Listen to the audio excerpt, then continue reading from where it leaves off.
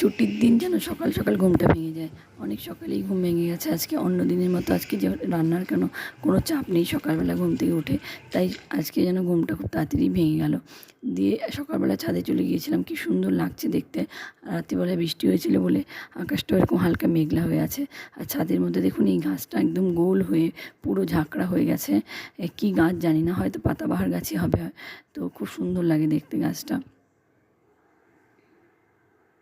এরপর কালকে রাতে ভিজিয়ে রেখেছিলাম মটরগুলো, সেটা রান্না করতে হবে সকালে টিফিনের জন্য। কিন্তু দেখছি ঘরে একটু লঙ্কা নিয়ে মনেই ছিল না ওর বাবাকে বলতে, তাই ছাদে চলে গিয়েছিলাম লঙ্কাগুলো আনতে।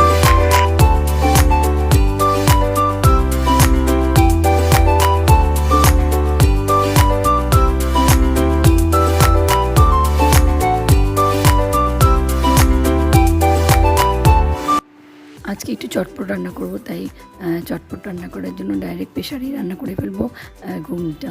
তো এটা কিন্তু খুব সহজেই একদম তাড়াতাড়ি হয়ে যায়, আলাদা করে সেদ্ধ করতে হয় না। আমি একবারই এর মধ্যে সব মশলা কষিয়ে দিয়ে মটরটা দিয়ে কষিয়ে নেবো মশলাটাকে, তারপর একবারে এখানে প্রেশার কুকারে একবারে সিটি দিয়ে নামিয়ে নেবো।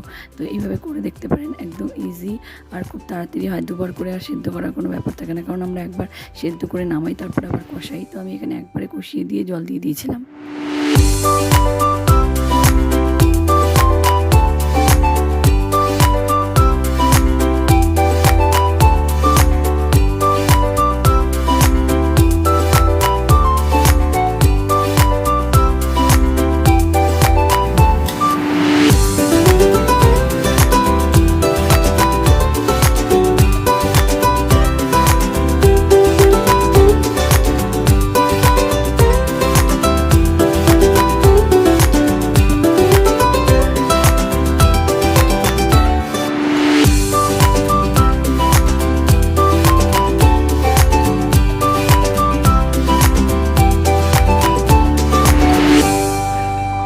জায়গা ফাঁকা কর,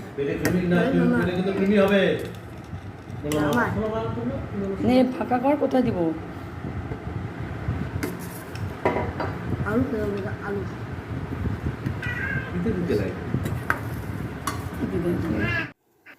এরপর ছেলেকে বললাম তুলসী গোড়াতে একটু জল দিতে, কারণ আমার দেরি হবে স্নান করতে, যার জন্য। তো ওই যে ছেলেকে দেওয়া দেখে ওকে মেয়েকেও দিতে হবে, ও ফিল্টার থেকে জল নিচ্ছে। এতগুলো জল পড়েছিস, পড়েই যাবে। হাত দিয়ে চাপা দিলে কি আর পড়বে না? চল চল।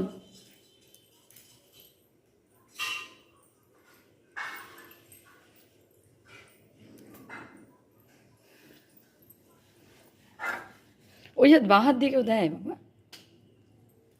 আচ্ছা নমো করো, নমো করে দাও, নমো করো ঠাকুর, নমো করো ঠাকুর, নমো করো। হয়েছে, চলো। এরপর এই যে ভাত বসিয়ে দেবো জন্য ভাতের মানে রেডি করছি, ভাতের চালগুলো ধুয়ে রেডি করে রাখবো। মাঝখানে আর কোনো ভিডিও ক্লিপ নেওয়া হয়নি। তো এটা হলো সন্ধেবেলায় কিন্তু আমি ভাত বসাচ্ছি, ওর বাবা এসে খাবে একবারে রাতে, তার জন্য। তারপর এদিকে এই যে শাড়িগুলো তার ভেতরে ঢোকানো হয়নি।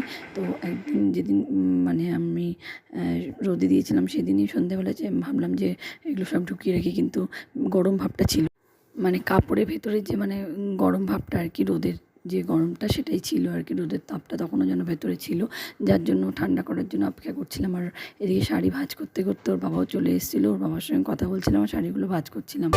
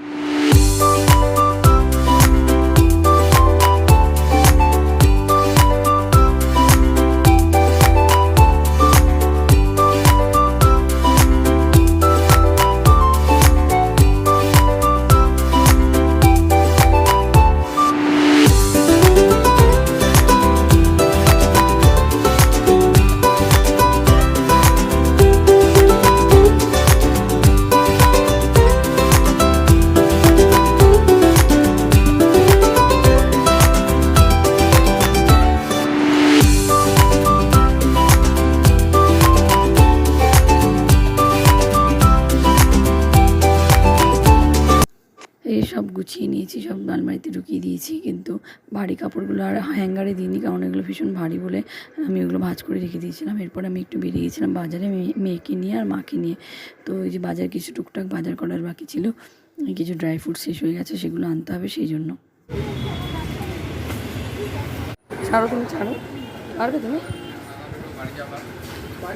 ছেড়ে দিলাম, ছেড়ে দিলাম, ও নিবে। কি নেবে তুমি?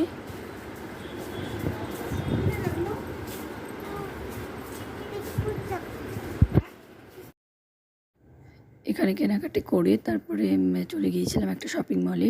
তো সেখানেও কিছু কেনাকাটি ছিল আর কি। তো সেই ভিডিওটা আর এখানে দিচ্ছি না, কারণ ভিডিওটা অনেক বড় হয়ে যাবে তাহলে। তো সেটা অন্য পরে ভিডিওতে দিয়ে দিব। তো দেখা হচ্ছে অন্য আরও একটা ভিডিওতে।